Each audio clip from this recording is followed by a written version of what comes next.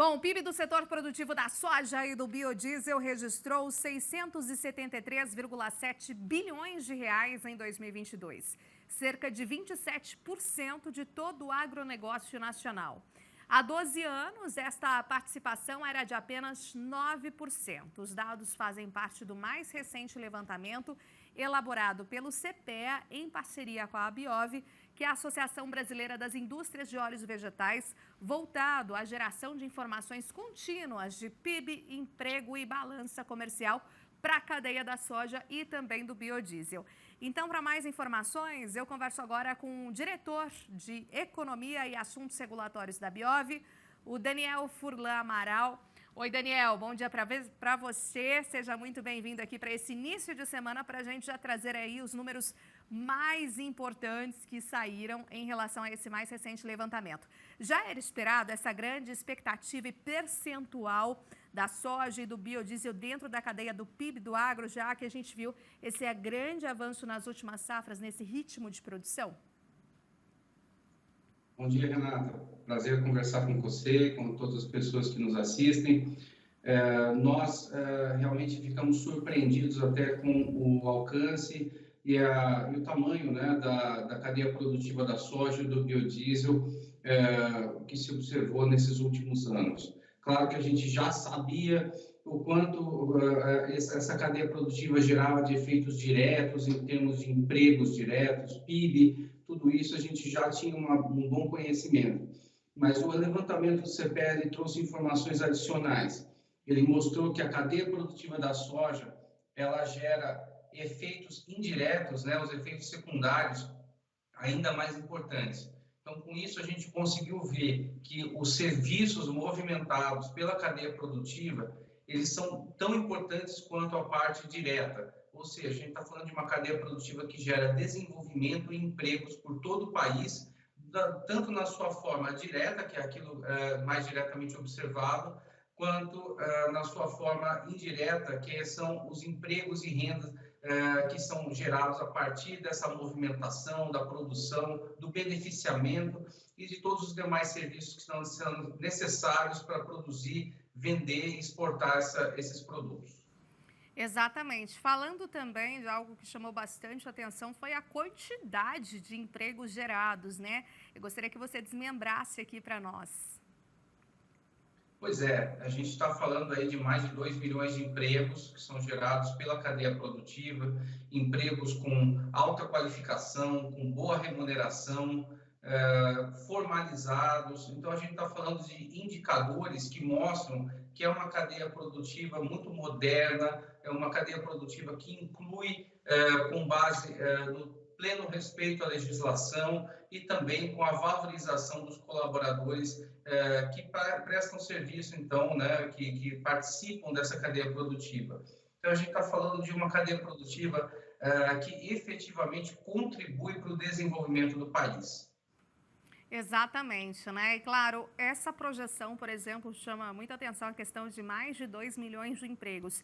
Isso tende a crescer à medida que a gente tem também esses estímulos, né, que vêm de parte externa, e eu falo por meio de demanda, e interna por meio da adição aí da mistura do biodiesel ao diesel, por exemplo, né? Esses coeficientes aí externos e internos estimulam mais tanto o produtor quanto a questão da cadeia como um todo em nível de emprego também, Furlan? Esse é um outro aspecto de grande importância que você está trazendo aí, esse destaque. Porque quando a gente fala da cadeia produtiva da soja, o levantamento do CPEA ele conseguiu dividir essa avaliação de PIB e de empregos, tanto nos seus aspectos da produção quanto da agroindústria. Então, isso permitiu que a gente conseguisse avaliar a geração de empregos adicionais quando a gente industrializa essa soja aqui no Brasil. E isso é muito importante, porque apesar da etapa do plantio, da produção agrícola, já gerar muitos empregos, gerar muito PIB, a gente viu isso, né? Realmente os números são impressionantes.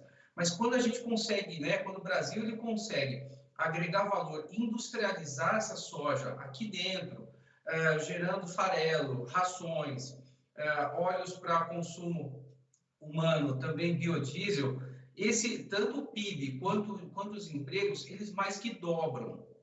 Portanto, nós estamos falando de uma cadeia produtiva que hoje, grosso modo, agrega valor pela agroindústria cerca de 1/3 da safra. Veja, então, o potencial que nós temos aqui no Brasil quando nós conseguimos industrializar 100% da safra. Então, nós temos um potencial de geração de PIB, de empregos, ainda muito grande, olhando essa safra que hoje é exportada, né? 2/3 da safra são exportados na forma in natura e podem, então, ser industrializados aqui dentro do Brasil, gerando empregos e PIB. Exatamente, é o que a gente fala das agroindústrias, né, que tem a sua força aí e seus pilares bastante importantes também.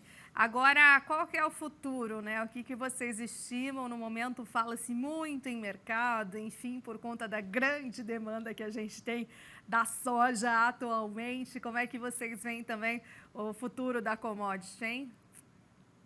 Nós temos uma expectativa muito otimista. Nós temos certeza que o Brasil ele tem condições de produzir ainda mais soja em áreas já antropizadas. Nós temos condições de industrializar essa soja, exportando farelo de soja, óleo de soja, biodiesel, bem como produzir esses produtos aqui para o mercado interno. Então, nós temos uma expectativa muito otimista, dado que o Brasil ele tem uma alta produtividade agrícola, ele tem um parque industrial muito moderno e ele tem na soja um caminho muito promissor para continuar a descarbonização da matriz de ciclo diesel no Brasil. Portanto, nós temos vários elementos que mostram com que essa cadeia produtiva ela possa crescer ainda mais, gerando mais desenvolvimento, PIB e empregos aqui no Brasil.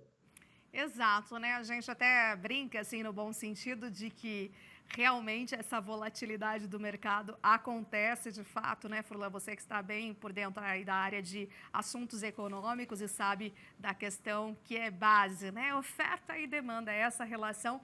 E claro que em alguns momentos a gente sabe que é natural, com grande oferta, que aí os preços acabam sendo mais pressionados. Mas isso, claro, não compete aí a todas as questões que envolvem uma cadeia que realmente tem sido bastante pujante, né? Estamos aí no ranking quando a gente fala em questão de produção da soja. E claro que estímulos são necessários também para fazer com que o potencial nosso suba e cresça ainda mais, não? Exatamente. Quando a gente olha a produtividade que o Brasil tem, a qualidade da soja brasileira, né? A soja é uma cultura, né, que gera muita proteína, então isso é essencial para as rações animais, ou mesmo para novos produtos que vêm sendo lançados à base de soja. Nós temos o óleo vegetal também de altíssima qualidade.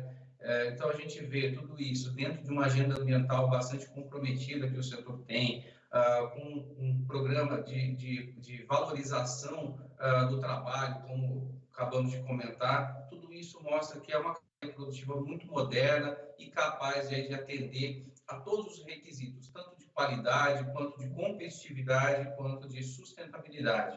Portanto, a gente está falando de uma cadeia produtiva que realmente tem essa capacidade de alavancar investimentos, alavancar renda, empregos aqui no país. Né? Então, a gente espera, né, que essas políticas públicas voltadas tanto à parte da alimentação quanto à parte de biocombustíveis, elas possam, então, fazer com que esse potencial da soja ele se realize, ele se torne concreto aí no dia a dia do Brasil.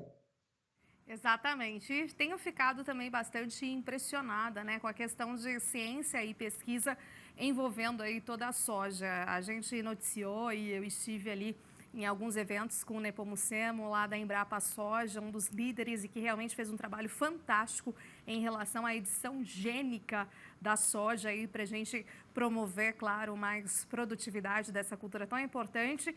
E mais recentemente a questão do uso de inteligência artificial também para detectar a questão de doenças ali em plantas de soja, utilizando 2 pesquisadores, 2 fitopatologistas com uma espécie ali de um capacete, um encefalograma, onde eles emitiam, né, sinais ali cerebrais assim que viam plantas mais doentes e outras mais saudáveis.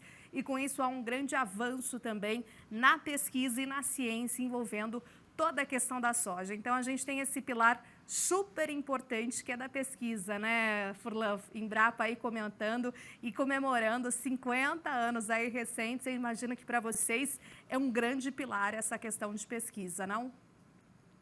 Sem dúvida, não sei o que seria, né, da cadeia produtiva da soja sem a Embrapa e sem todos os avanços que a Embrapa propiciou para o Brasil, tanto na parte de aumento de produtividade, quanto do uso de bioinsumos, agora as novas tecnologias que você mencionou aqui, algumas delas.